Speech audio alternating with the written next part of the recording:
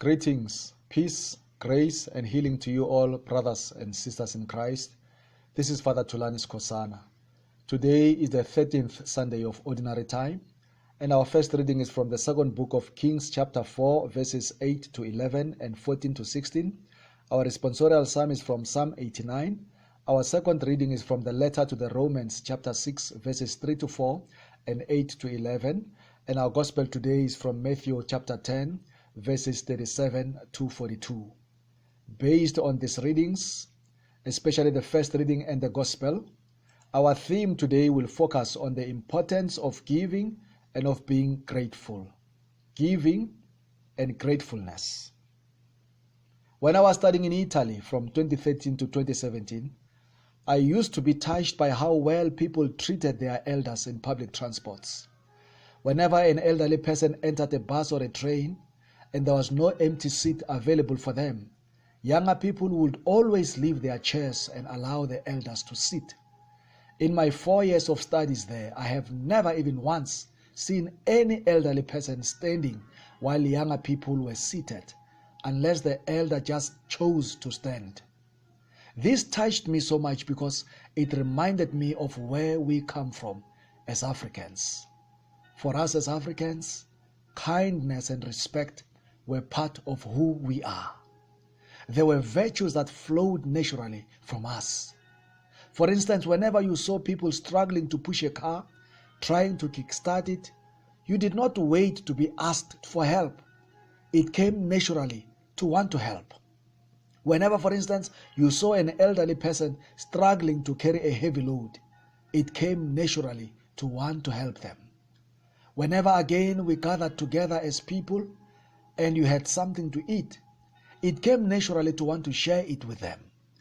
We took pleasure in helping others without expecting anything in return, and we felt a natural need to help somebody without waiting to be asked first. With these words, my eyes and mind are drawn to the unnamed woman in the first reading, a woman who helped Prophet Elisha. Elisha was a traveling prophet who went around preaching with nowhere to sleep and no food to eat. He depended on the grace of God for survival. The unnamed woman saw him, and she must have realized that Elisha was very hungry. And without being asked for help, she felt the need to offer the prophet some food to eat. As the prophet kept passing by a house some other days for meals, the unnamed woman realized again that he was traveling long distances and getting tired. Again, without being asked for help, she decided on her own to speak with her husband that they may build a room for the prophet Elisha, where he could regularly come to rest from his long journeys. This unnamed woman is a good example of what it means to be a Christian, and she reminds us of who and what we should be as Africans. There is a great lesson to learn from her, and this is the lesson. Do not wait to be asked to help. When there is a need, just help. Do not wait for somebody to kneel down and beg you for help. When you see that they need help, they need you, just help them. Not only are you a Christian, remember, you are an African. It is part of who we are to help somebody.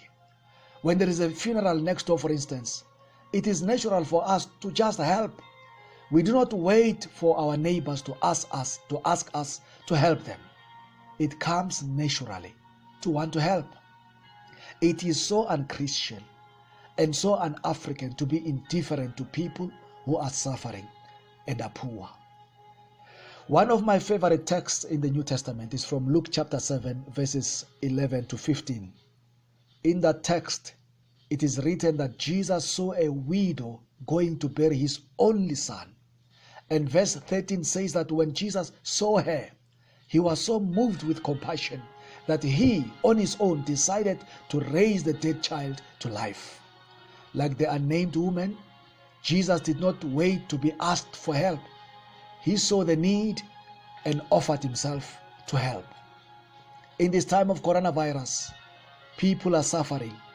People are afraid. People are hungry. Let us help one another. Do not wait to be asked for help.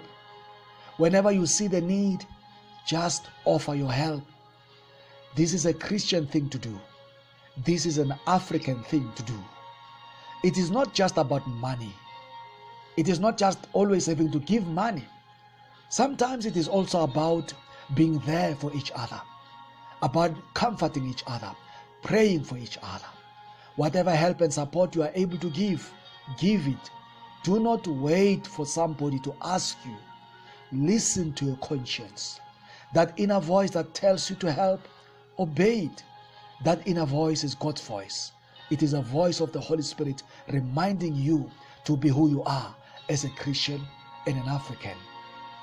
When the unnamed woman helped Elisha, she did not expect anything in return. She was just doing it out of love. But because of her kindness, Elisha prophesied to her, and she conceived a child. She had everything in life, but she was unable to have children, and her kindness led her to a breakthrough. She was later blessed with a child because of the prophecy of Prophet Elisha. Every time you help somebody, you are planting a seed of blessings. You may not directly receive blessings yourself, but your children, your grandchildren, your family, your loved ones will receive them. Helping others is like planting a fruit tree. You might die before eating its fruits, but the fruit tree will remain, and your loved ones will eat its fruits. Jesus in the gospel today makes it very clear that we will be rewarded and blessed for being kind and giving. There is another lesson that the first reading teaches us today, and that is the importance of being grateful. When Elisha was helped by the unnamed woman, he was so touched and so grateful that he wanted to do something for her in return. He just felt a need to say to her, thank you. And he did it by prophesying to her that she may bear a child, which she later did. Brothers and sisters, have you ever done something for somebody, going all out to help them, sacrificing everything for them, and they never even say thank you? Have you ever worked hard to help and support somebody, and they never appreciate it because they think it is your duty to help them? Rather than recognizing the passion and the love you have for them, they just think you did it because it's just your duty to do so. Have you ever experienced that? I guess you know how it feels, and you know very well what I'm talking about. You cannot be a good Christian unless and until you learn to say thank you. Like the prophet Elisha, let us be grateful for all the blessings in our lives. Let us appreciate the people who contribute to our lives. To the wives, I have this advice. Appreciate every little thing your husband is doing and has done for you and your family. He may be a bad person in other things, but for the good things that he has done, appreciate him and say thank you. He may not be a romantic and outgoing person, and most of the time perhaps he may be drunk, angry, and unable to enter into any meaningful communication with you. And yet, he may be a responsible husband and father when it comes to paying the bond, paying the school fees, buying grocery, and buying clothes for children, and making sure that the house is not leaking, and always being there at home in the night, in that way making you feel safe in your own house. For these things, even though you may not be a good person in other things, for these good things, learn to say thank you. To you husbands, I also have this to say to you. Appreciate the irreplaceable contributions of your wives in your lives. For the food she cooks, the children she bears and takes to church, the order she brings in the house, and many other things that we cannot name and enumerate because there are too many. Learn to say thank you. To you children, I have this to say to you as well. Appreciate your parents. They wake up early every day to go to work for you. They take you to schools. They worry about you. They pray for you. They do their best to help you become somebody. It is not out of duty they do this. They love you. They appreciate you. They want you to go somewhere, to be somebody. They may not be perfect. They may not be the best parents ever. But who is perfect on earth?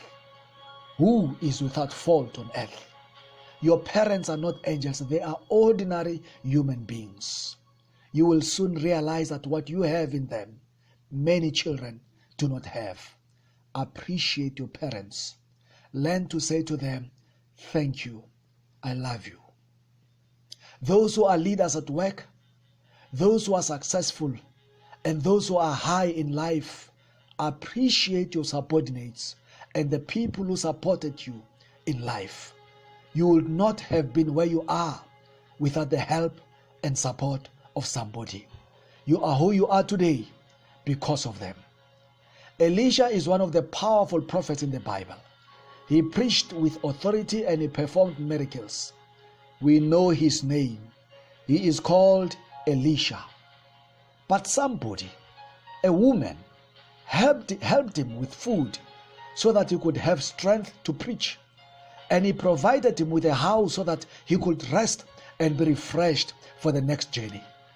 Elisha preached so powerfully and so much because he ate food from that woman. And Elisha walked around because he rested because of the house that the woman provided. All because of that woman. And we do not even know her name. There are many such unnamed people behind many powerful and successful people in the world. There are also many such people in our own lives, people whose names are unknown to others, but who have helped us to be who we are today. Learn to say to them, thank you. Whether those people are alive or dead, it does not matter. Learn to say thank you. Also, turn your heart to God in gratitude for everything you have.